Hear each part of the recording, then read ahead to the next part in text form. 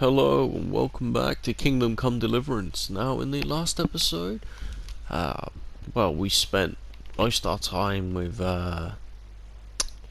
we're just gonna call him Mr. Moneybags over here because he did take, 6 gold off us to start with, and then we took 1.5 back. We went over to the sheep pen over there to train with the Master Swordsman Vayek, or whatever his name was. I've completely forgot. But we are continuing the main quest today. Insulting our king. What insult? I said only the truth.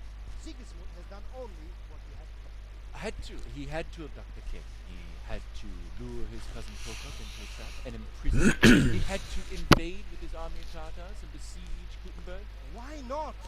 What is this Wenceslas for a king? The empire is falling asunder in his hands. The German counts elected Ruprecht of the Palatinate as king because your Wenceslas would not go to their deeds even. German counts. Traitor. Now even the Pope. I'll be with you, Randy. One of you, Matthew. What's going on here?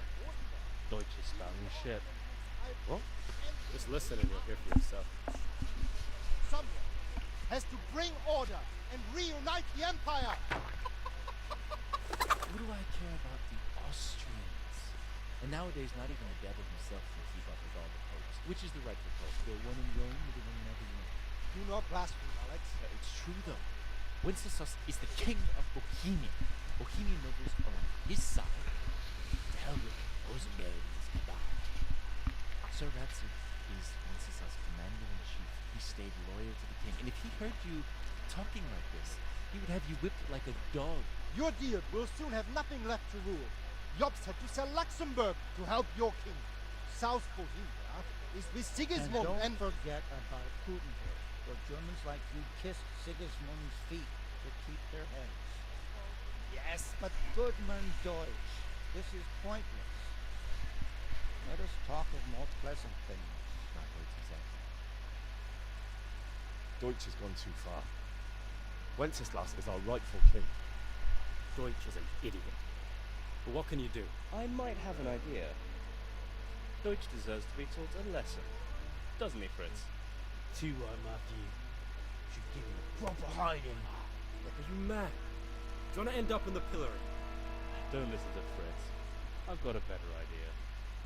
Deutsch was talking such shit, it made me think of that huge parliament. You know, the one right next to his freshly whitewashed house. You think we should redecorate for him? Count me in. Well, I'd rather torch it, to be honest. But doing some chores one day. Well said, Henry. But I was going to get ale for a father and a few other things. We're finishing Sir Radzig's sword. Come on. Doing a few handfuls of manure is not going to take all day. And it's our duty to defend the honor of our king. So, how? Are you with us? He's gonna make me pick. So then I guess.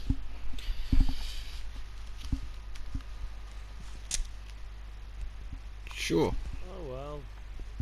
Father can wait a while. Why not? My words exactly.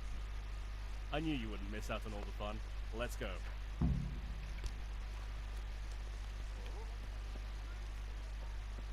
So I'm guessing it's A. So wait, codex. Right. Okay. So let's go through.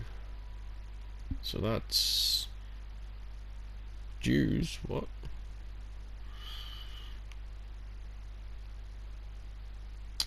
Okay, there's a lot of fucking hell. Right, let's go through. So does that actually tell me how to do it? Alright, we'll go through the events. I'm guessing this is 1394. Alright, so it's in order. So the abduction of Wenceslas IV. Wenceslas IV was a none too capable ruler, rather the opposite. During his reign, he was abducted several times in attempts to wrest power from him. The first time in 1394 he was taken captive in one of his residences in Brünn near Prague and taken to Wildberg Castle in Austria. The abduction was engineered by the opposing nobility called the League of Lords, or League of the Lords. In 1402, Wenceslas was abducted for a second time by his half-brother Sigismund of Luxembourg, King of Hungary, who aspired to be the Bohemian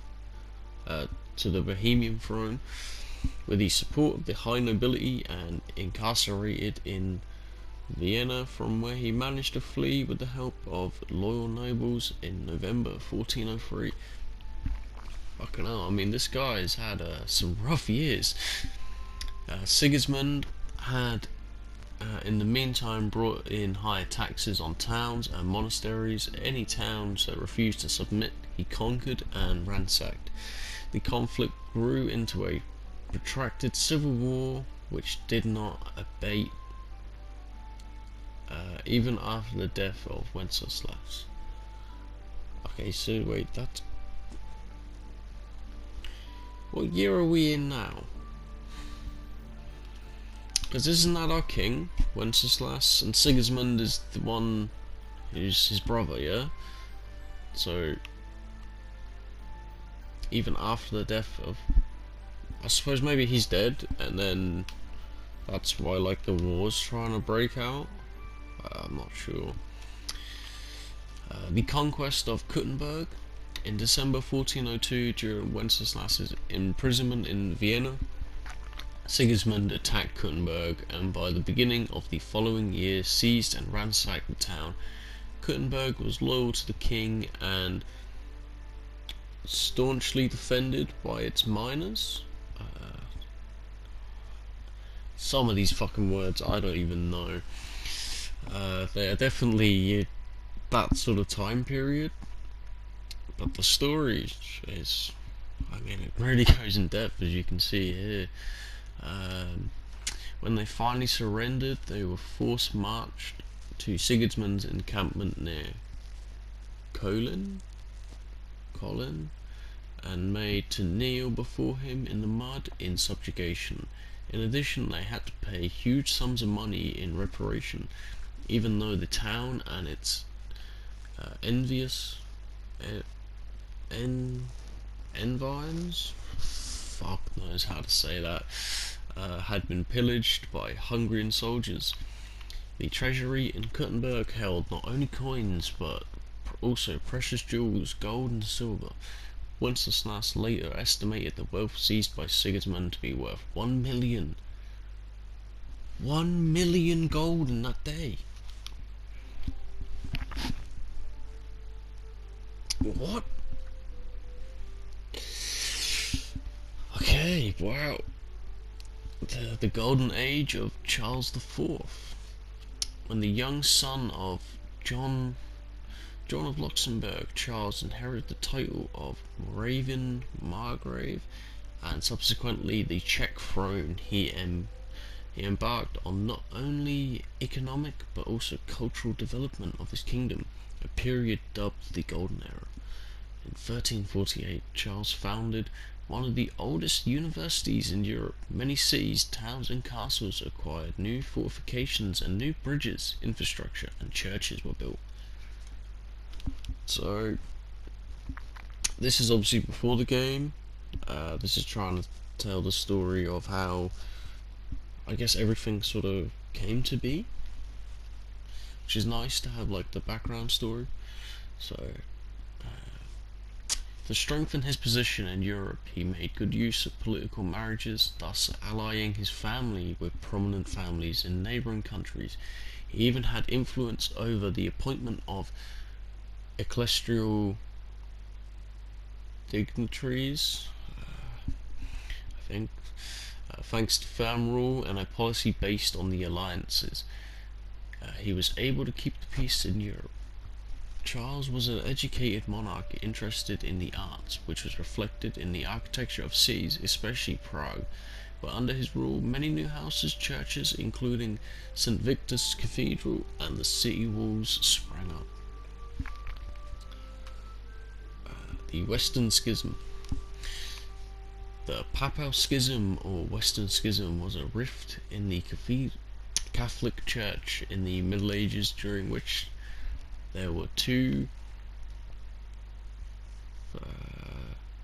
popes, I guess, two papacies. I'm guessing it just means popes existing simultaneously. One in Rome and the other one in Avignon, France. It began in 1378, the year after Pope Gregory XI. That is the 11th. Pope Gregory XI brought the papal court back to Rome from Avignon, where it had resided for almost 70 years due to hostilities between the Roman papacy and the Kingdom of France. When Gregory died, the Neapolitan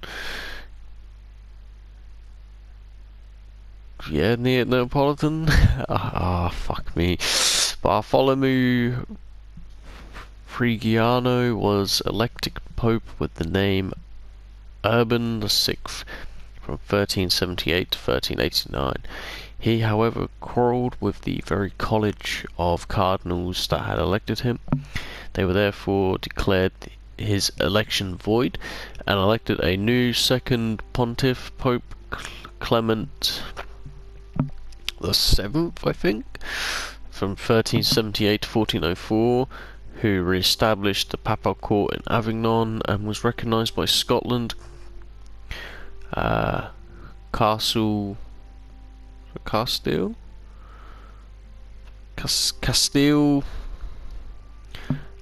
Aragon, Navarre, and Portugal, siding with Pope Urban VI in Rome. Was Italy, Germany, Bohemia, England, Ireland, Flanders, Poland, and Hungary. Oh god, this is a lot, right? The schism continued even after the death of the original rival popes, with the election of Boniface. I'm not sure what that one is. Boniface. I'm not very good with my Roman numerals. I'm alright, like up to 10. Anything past 10, and not so good. Especially when there's the I before the X. Not a clue. Anyway, Boniface in Rome, 1389 to 1404, and Benedict, I'm guessing the 13th, in Avignon, 1394 to 1423. The popes in Avignon were called Antropopes. At this time, European efforts to restore the unity of the Roman Catholic Church were growing. Unfortunately, neither the council nor the popes themselves were able to reconcile, as neither side was willing to budge from their demands. So basically, there's a religious war going on at the same time as this game, I'm guessing. So, in 1409, the dispute escalated to the point that the cardinals declared both popes invalid and elected a third, the anti-pope John XXIII, possibly? You guys have to let me know in the comments if, like, I'm doing the Roman numerals right. I'm not too sure, but from 1410 to 1415. None of the popes submitted to being dethroned. However, the conflict embroiled the rulers of the various countries involved, among others Sigismund of Luxembourg, who took the side of John XXIII. So, what I've got so far is Wenceslas is dead, but he's the true king. Sigismund is the brother. He's kidnapped him, and he's basically just gone the opposite side of his family.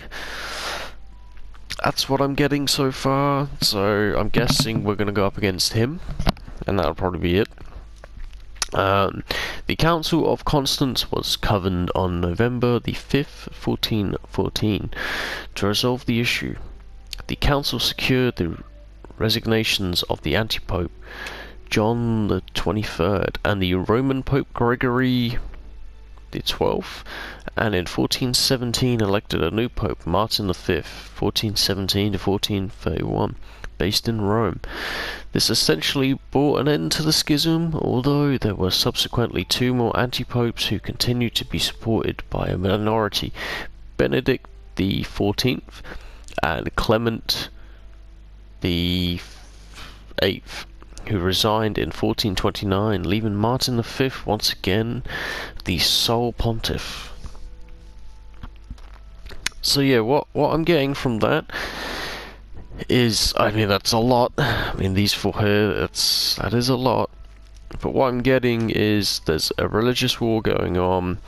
Obviously, Sigismund is a shit brother, and he wants to take over, so that's what he's done. He may have killed his brother. I'm guessing there's nothing to really read in here.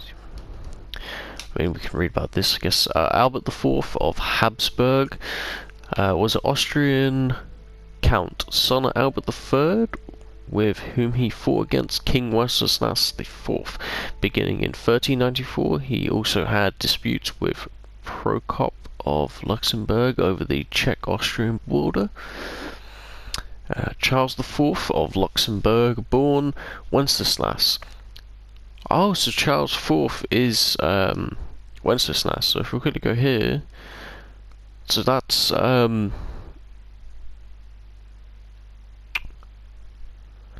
right. So Charles IV here is Wenceslas, right? So all of this happened to this guy here, I think. So yeah, Charles IV of Luxembourg, born Wenceslas, son of King John of Luxembourg, was the second member of Luxembourg dynasty to become King of Bohemia from 1346 to 1378, and he first retained the title Holy Roman Emperor. 1355 to 1378, he held many other titles besides Margrave of Moravia, Count of Luxembourg, King of Italy, King of the Romans, and King of Burgundy. He renowned for his diplomatic skills and erudition.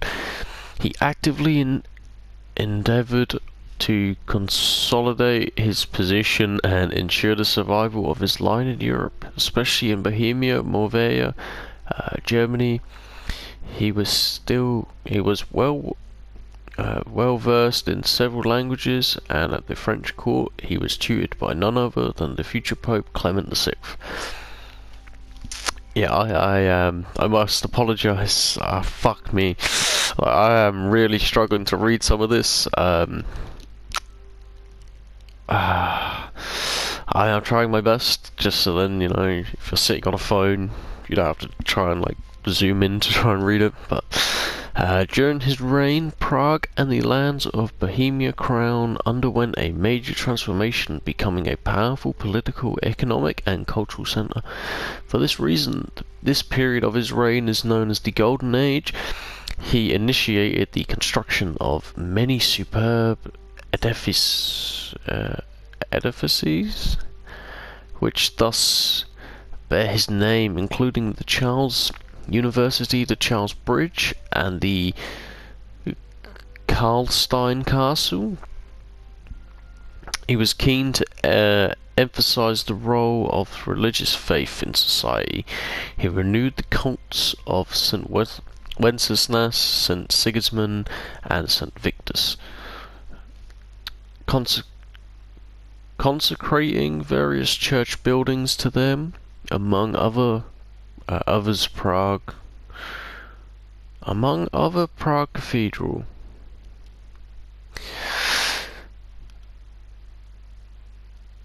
Okay, I'm guessing that means that they also got their own like cathedrals, because obviously they said before about the St. Victor's Cathedral.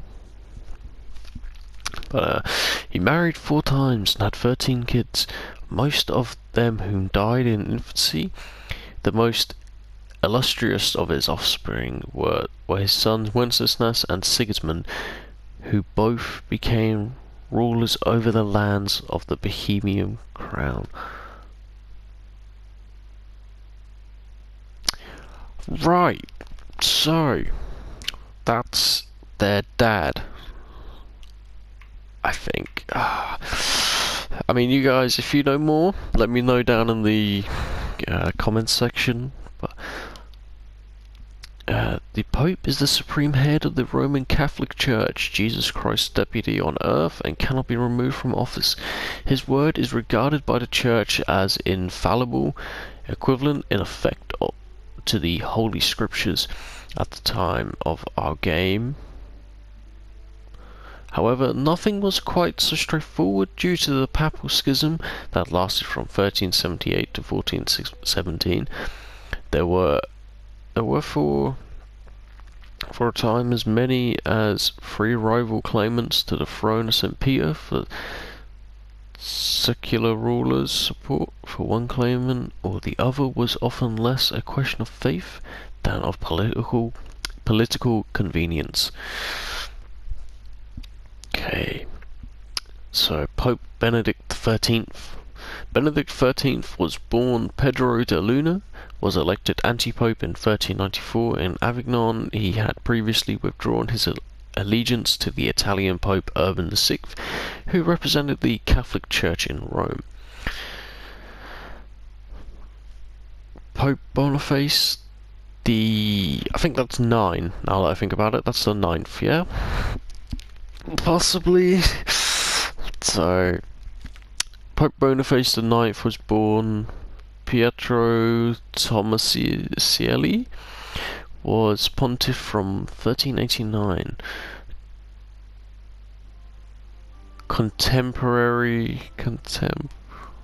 I'm not even going to try and say that word. Something with the Avignon anti-popes Clement the Seventh and Benedict the 13th. He refused to abdicate, leading not only to the continuation of the Western Schism, but also to an ever-deepening rift in the Church.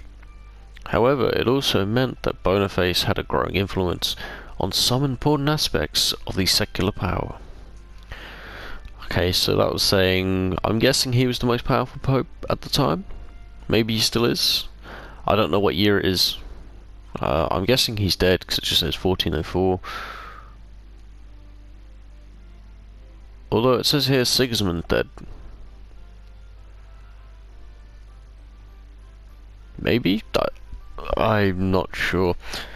But anyway, Sigismund of Luxembourg, son of Charles IV, was King of Hungary and Croatia from 1387, King of Germany from 1411, King of Bohemia from 1419, and King of Italy from 1431. He was also the Prince of Silesia from 1419, Margrave of Lustria, and most notably the Holy Roman Emperor between 1433 and 1437. Okay. At an early age, he was sent to be educated at the Hungarian court, quickly mastering the tough conditions of politics.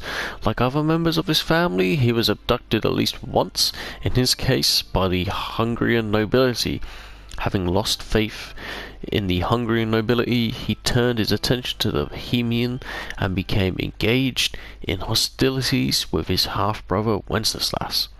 Some of the Bohemian nobility welcomed Sigismund, hoping he would rid them of their ineffective monarch, while others sided with Wenceslas, resulting in the long-lasting wars, in the course of which Sigismund and his Hungarian army, consisting in no small part of Cuman mercenaries, repeatedly pillaged Bohemia, often with the help of the Bohemian and especially Moravian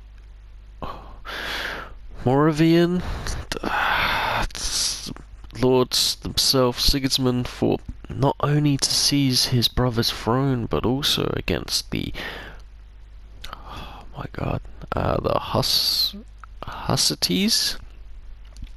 With the aim of seizing the imperial crown, he regarded himself as the defender of Christianity, and in 1409 even founded the Order of the Dragon to wage war against all enemies of the Christian faith.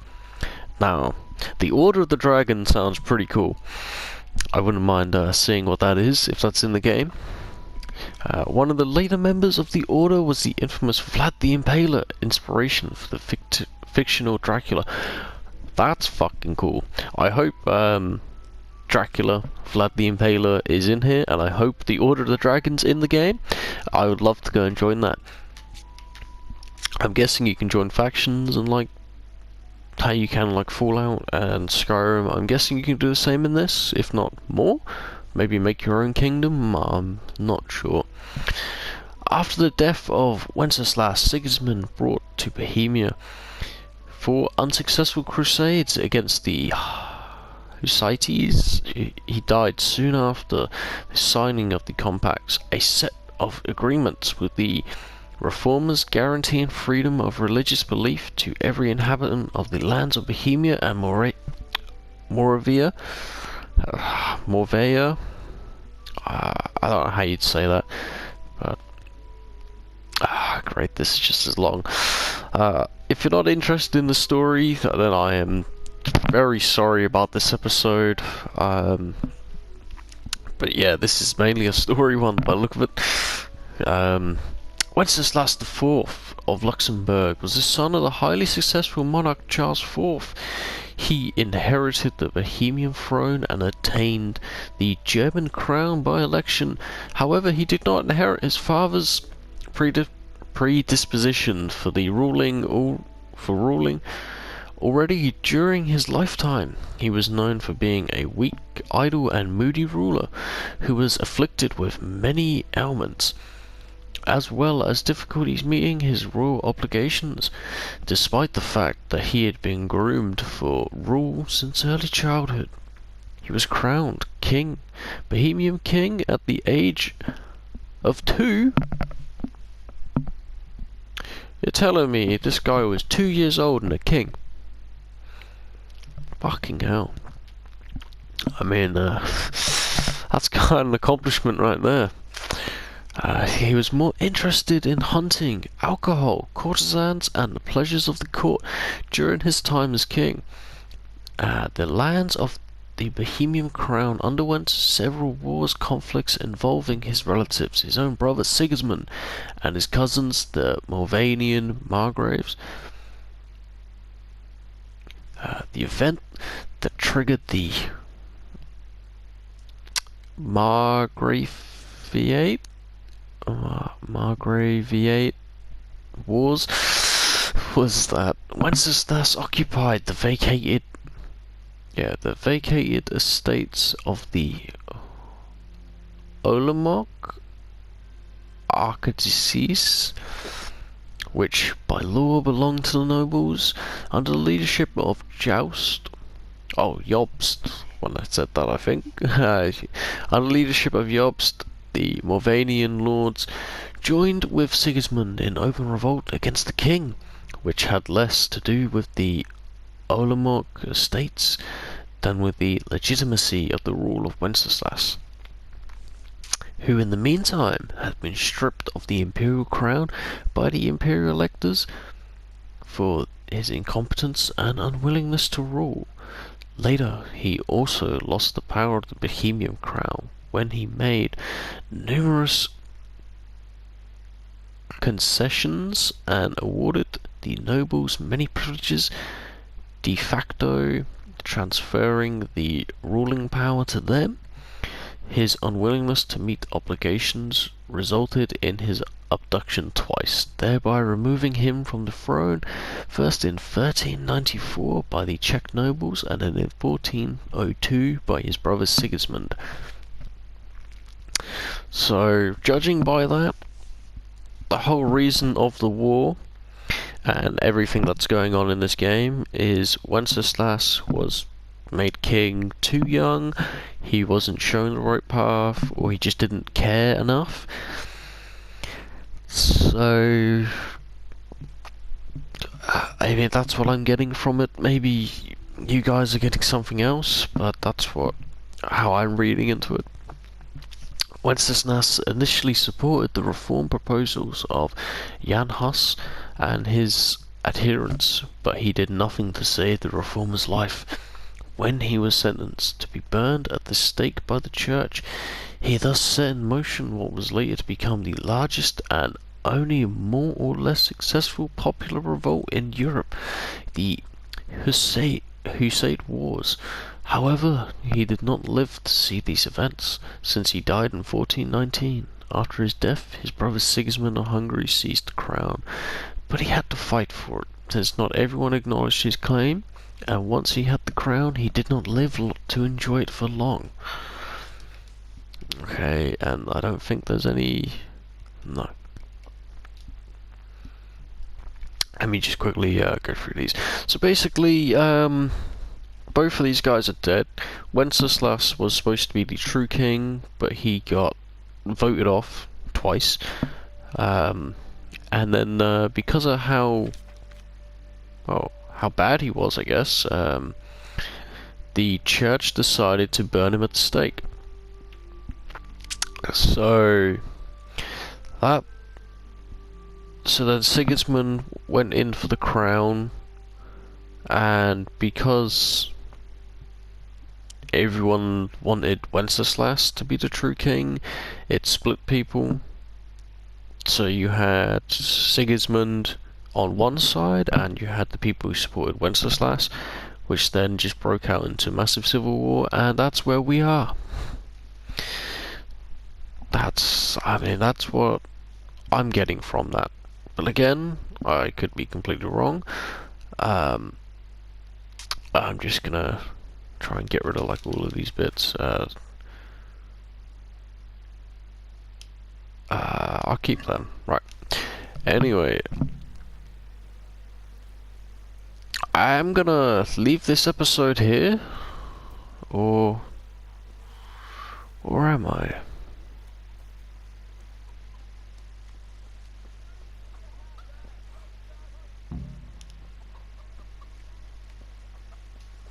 Where am I discussing this plan of attack? I quickly do this bit. I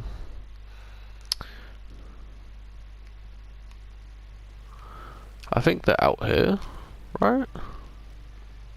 Oh, yes, they are. So obviously, when I done that, the game still runs.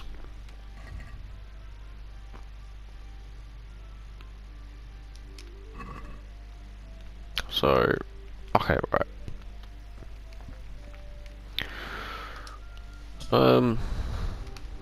I'll quickly do this. So are we doing this or not? Wait. We have to check that the coast is clear. Why?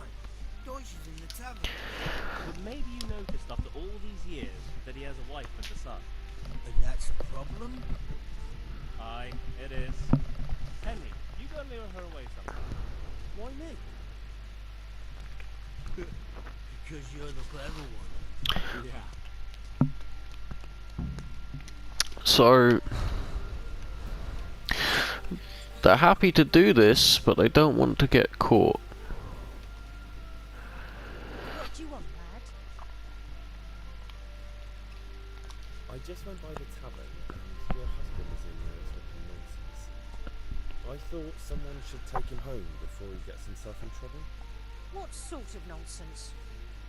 Well, he kept saying that Sigismund was right and King Wenceslas is a drunkard, that sort of thing. Some people took exception, so I thought... God almighty, the fool. Next thing he'll start on about the popes. You might have mentioned the popes too. Thank you. I just hope I can catch him before he gets into another fight.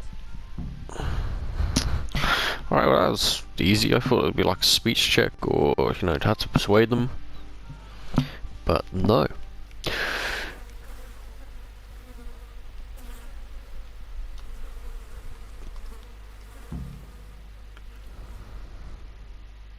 Reputation lost. It's okay. It's just the starting village. It's fine. I wouldn't call it a town, just a village. What are you waiting for, soldier? Fire the trebuchet! For king and country! For king and country, my ass.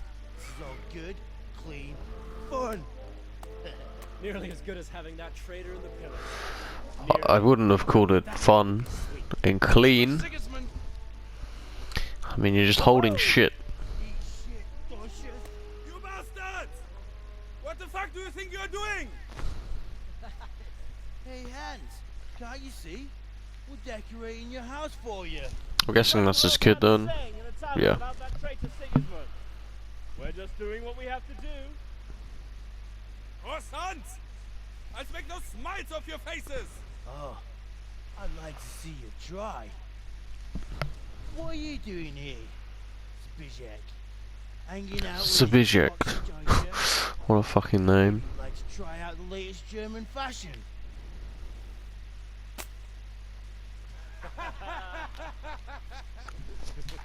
Fucker! I'll make you pay for that.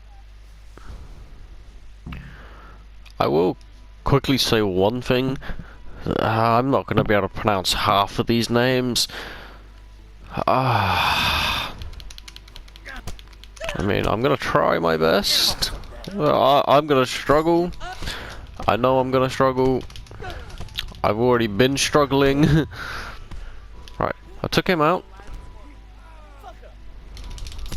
Come here. Fuck you.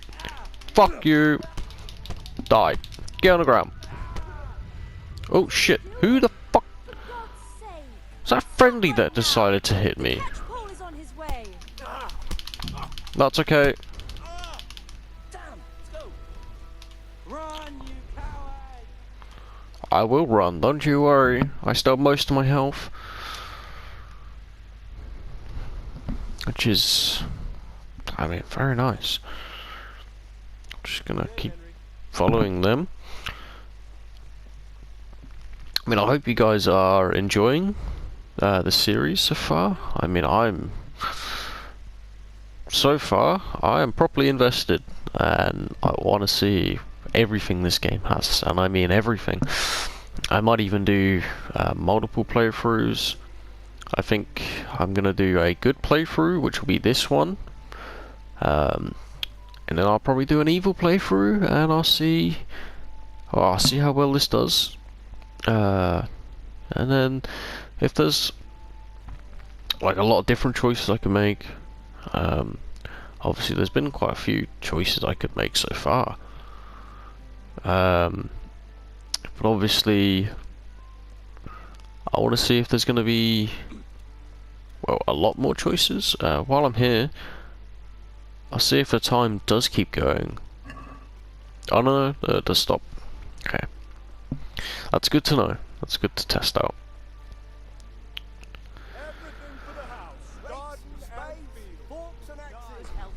But I do hope you guys are enjoying this as much as I am. And if, you know, you've not played this before, definitely give it a go. If your kind of game is RPG, any medieval game, I mean, so far it's got the medieval feel spot on. I mean, just look at this. Like, look at this. It's only a small area, little village, but it feels alive. The amount of people out of here, it doesn't feel empty and dead like most places do in open world games. This actually has life. Let's talk to him. Talk to Fritz. And we'll see what they have to say. Sorted that Deutsch out.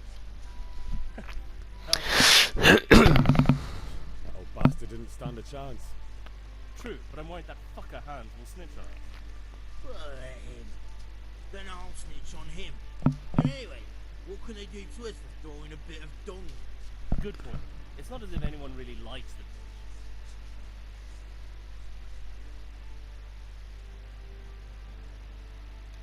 It's a good thing your Hanko warned us.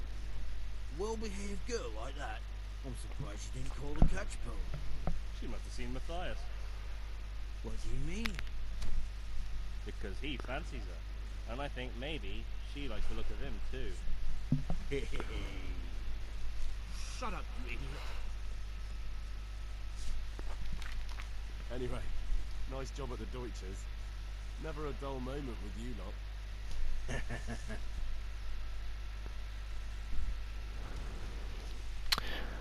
I think that's that quest, sub-quest, whatever done. So I am going to leave this episode here. A bit longer. I'm going to try and keep them like half hour, 40 minutes, so, well, just about time. I hope you guys have enjoyed. Obviously, this has been more of a story episode. As they pop up, let me go over to, Codex, sorry. As these do pop up for the characters, the events, locations, or anything I feel like is worth reading, I will be reading it, and there's quite a lot of things you can turn off on the map. It's quite nice. But I've got injured right leg, which is fine. But yeah, I hope you guys have enjoyed, and I will see everybody in the next episode.